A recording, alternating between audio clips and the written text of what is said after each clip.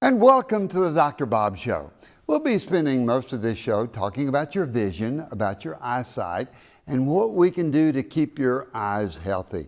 We'll be talking about common problems that occur as we get older, but can be there at a younger age.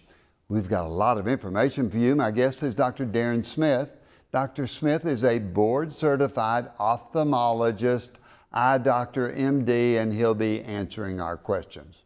Hello, I'm Dr. Robert Overholt. I'll be your host for the next 30 minutes on the Dr. Bob Show.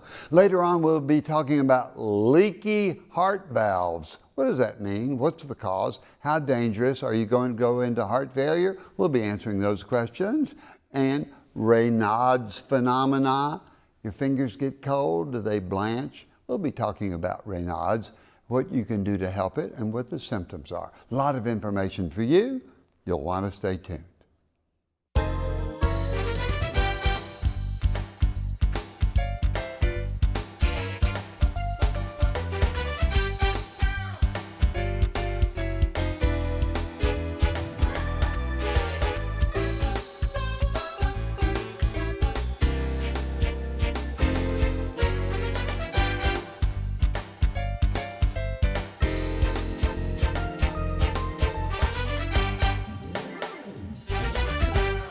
We're talking with Dr. Darin Smith, board-certified ophthalmologist, and he's going to be answering our questions on vision changes as we get older.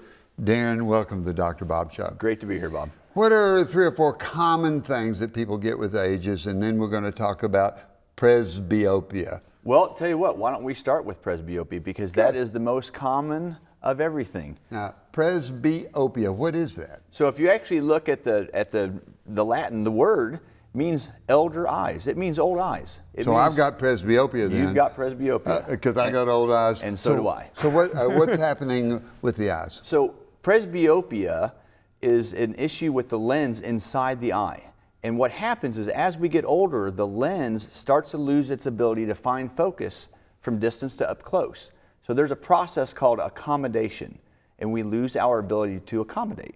So what are the symptoms that somebody has? Their arm is not long enough? Usually, as you know, oftentimes as people get into their 40s, they'll start backing things up a little bit, and then at some point, they just can't get it far enough away, and so usually just getting some over-the-counter reading glasses can bring it back up into a visual range. How do you know how to get the reading glasses from the drugstore to get back normal to begin with? So that's one of the great things. There's no way you can hurt yourself by choosing the wrong power of reading glasses. Just try them out. Whatever seems to work, that's fine. So when you go to see the eye doctor, he will measure what and teach you what to get your presbyopia vision perfect?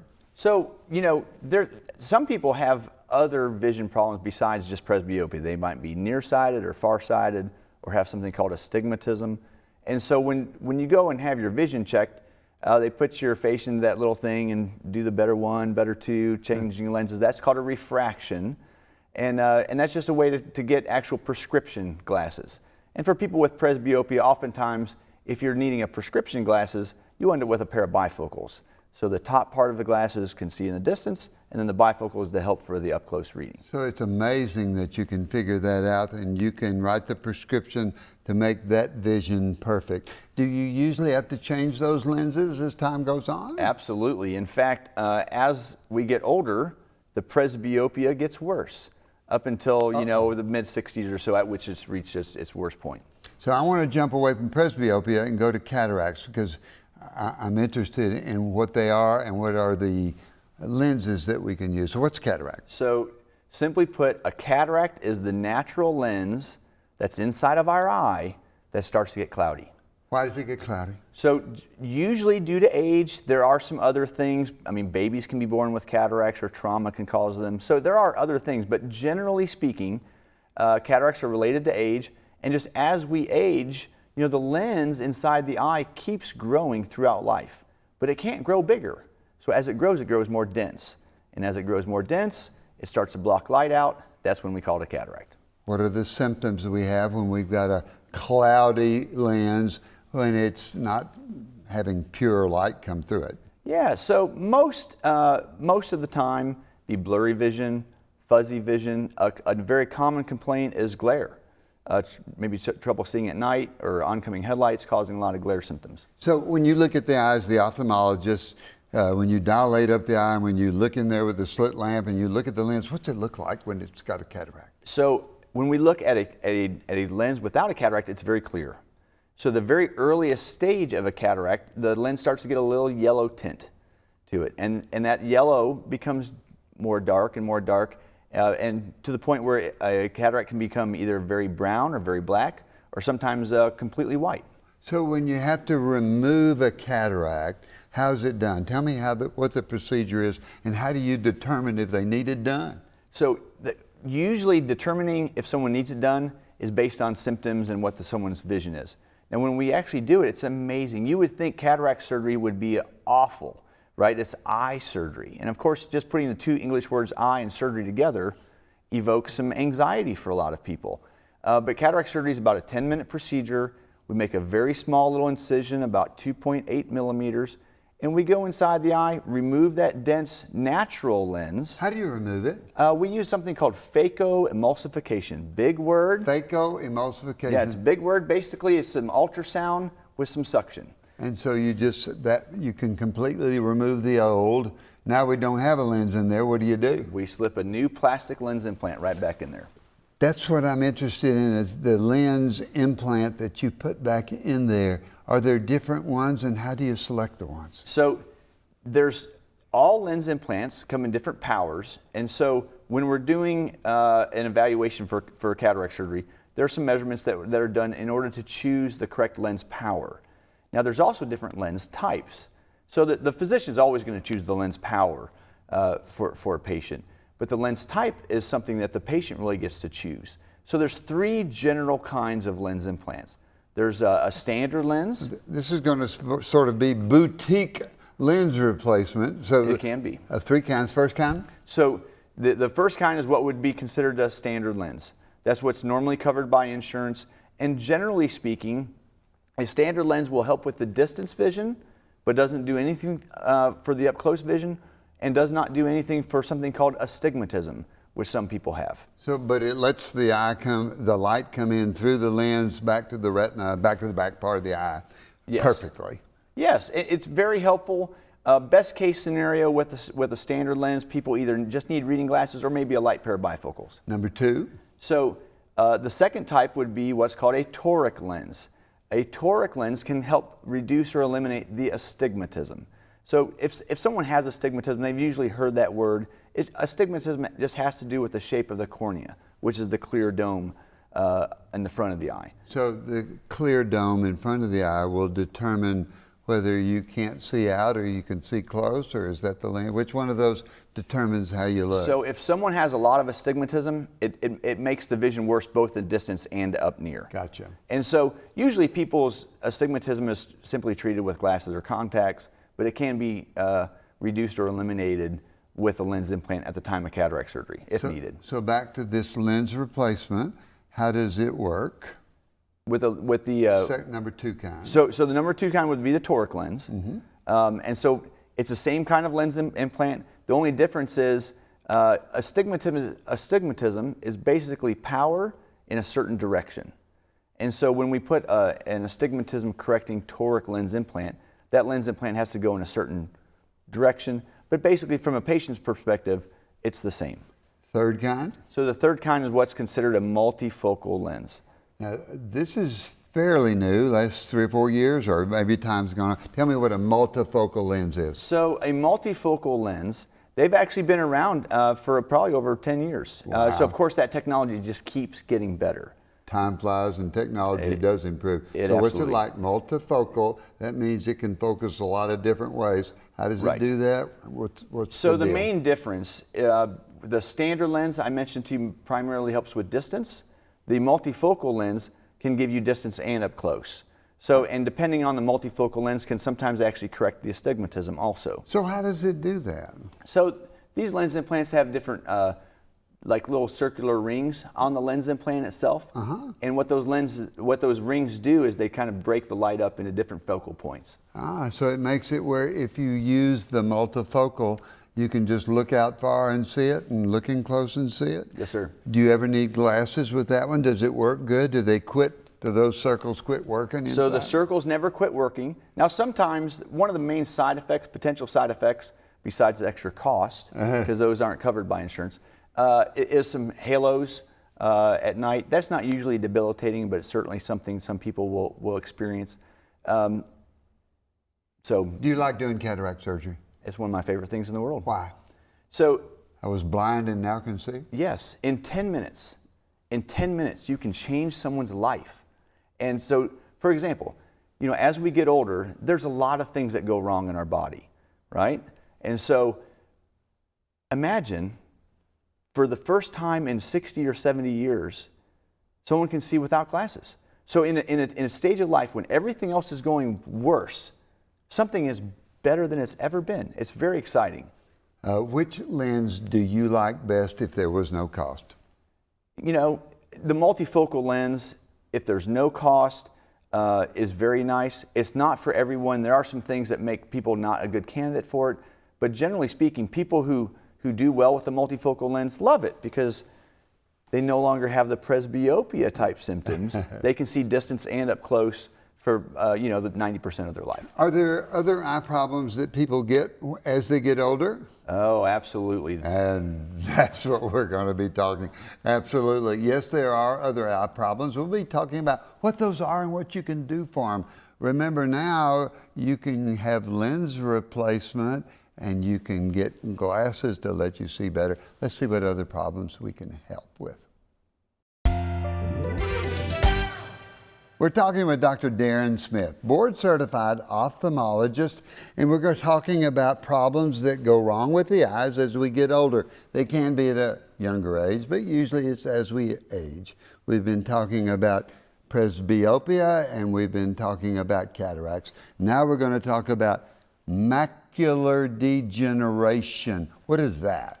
So, yes, sir, you mentioned age-related problems, right? So this is the actual name is age-related macular degeneration. Where is the macula and how does it degenerate? So, great question. So the macula is the center part of the retina. So the retina is the inside lining of the eye.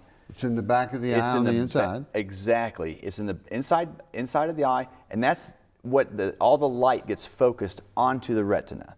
So the macula is like the bullseye of vision on the retina. About 90% of our vision actually takes place in the macula. So it's a terribly important part, and that's what we see when we look out is the main part, the tunnel part of the vision. Yes. So macular degeneration, what does it look like when you look in somebody's eyes, and what are the symptoms? So the main symptoms would be blurriness. At an early stage, blurriness.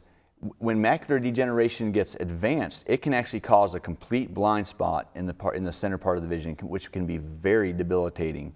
Can you see your peripheral vision? Is it okay? You can. It's just so if I'm reading a book and I see that I can't see those words unless I try and move over, and that doesn't. Can you read that way? Most people with really advanced macular degeneration are functionally blind, so they can get around. They're not going to be bumping into walls because they do have that peripheral vision, like you mentioned. But for example, if I were looking at you and I had terrible macular degeneration, I might see everything but not be able to see your face. So I would be that'd be pretty good if I was blurred and you could see around.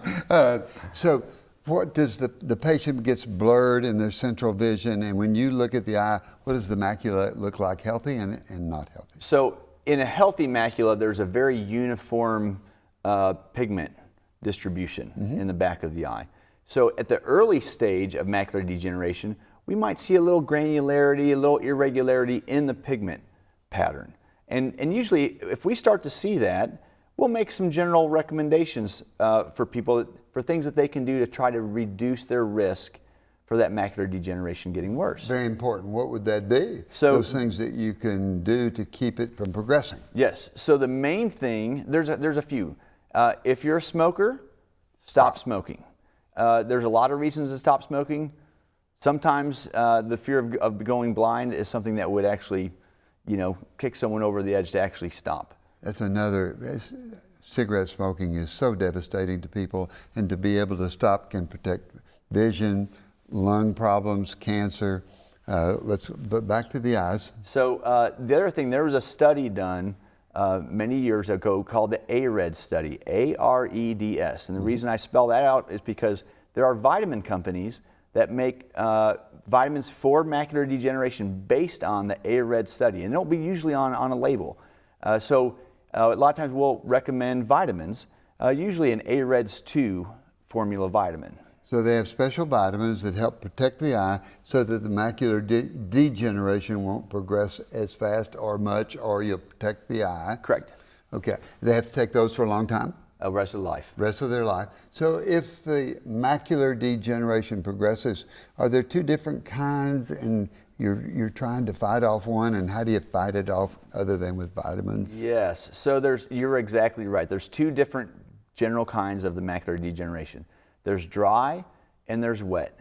The dry form would be like the changes in the pigment that I mentioned. So it's early changes is the dry. So early changes. Most common type? Most common. Now, some people can have some pretty significant vision loss with the dry, but dry really means that there's no fluid or blood on the retina. The wet, of course, means that there is fluid or blood on the retina, and that can be very devastating if not treated. So what do you tell people to do that have early macular degeneration other than vitamins? How do they test their vision? Is there a grid that they look at every day that I've heard people tell me about? Yes, so there is something called an Amsler grid card, which is basically, it's a pattern, it's a grid with a little dot in the center of it, and people can self-monitor their vision by one eye at a time, look at that little grid. If they look at the dot, and that grid should look like a grid. And then they do the other eye, it takes 2 seconds. And if something has changed on that grid, then that would alert someone to come and be seen. So how easy is that to detect? Is it bingo overnight? Does the patient call you immediately if they get that, or they wait till tomorrow? Or what's the evolution? It usually takes a little while, and it's not usually something overnight. And so it's not an absolute emergency. You gotta have to be seen at 3 o'clock in the morning kind of thing. But you want to make an appointment and be seen soon. Good. So what is the progression of macular degeneration, and can you treat the wet kind or can you treat the dry kind? So there's no real treatment per se for the dry except for the vitamins. And like a lot of different diseases in our body, there's a wide range. So some people with mild macular degeneration never get worse. And then there's some that do progress. So one of the things, if someone progresses to the wet form of macular degeneration, that used to be a devastating diagnosis, and there were treatments, but none of them worked well. So what do we do now? So now there are injections that can be done inside of the eye, which sound awful, but really aren't that bad. And when it comes down to it, if you have a choice between going blind and having an injection in your eye, guess which one you choose? You know, and I know people that have had injections in their eyes, and they say it's not really bad. It sounds terrible, but they really say it's good. And that can save their vision. I've got about 1.5 minutes. I want to talk about glaucoma. What's glaucoma, and why is it dangerous, and what can it do to eyesight? So glaucoma in a nutshell. I'll give you a little Cliff Notes version of glaucoma. Good. High pressure in the eye can damage the nerve in the back of the eye slowly and progressively over time. The reason it's dangerous is because, first off, we mentioned high pressure, but the pressure is not always high, and the vision loss from glaucoma can happen silently and slowly over time. So people can have a lot of vision loss before they actually get diagnosed and realize that there's a problem. So regular exams is what you're saying you need with glaucoma, because that can be silent, it can be progressive, and all of a sudden you don't have vision in that eye. How do you measure to see if there's glaucoma?